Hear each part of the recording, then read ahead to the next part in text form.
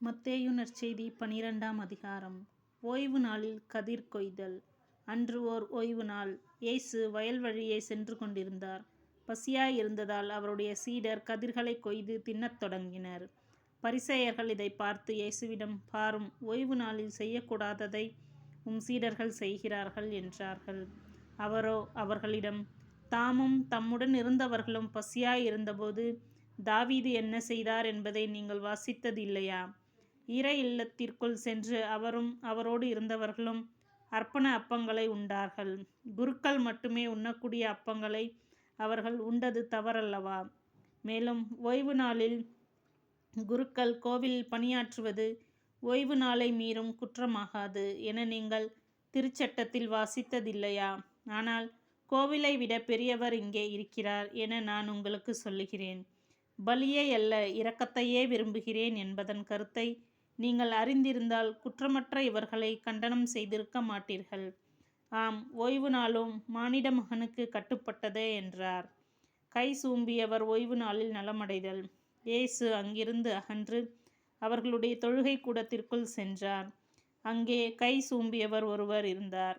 சிலர் இயேசுவின் மேல் குற்றம் சுமத்தும் நோக்குடன் அவரிடம், ஓய்வு நாளில் குணமாக்குவது முறையா என்று கேட்டனர்.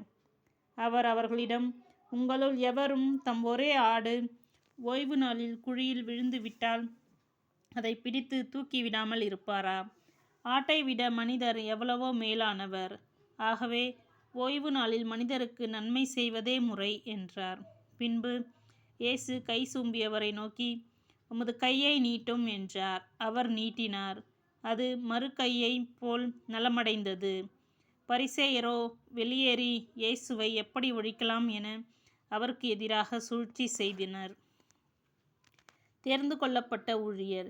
இயேசு அதை அறிந்து அங்கிருந்து புறப்பட்டு சென்றார்.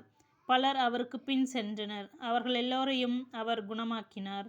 தம்மை குறித்து வெளிப்படையாக பேச வேண்டாம் என அவர்களிடம் அவர் கண்டிப்பாக சொன்னார்.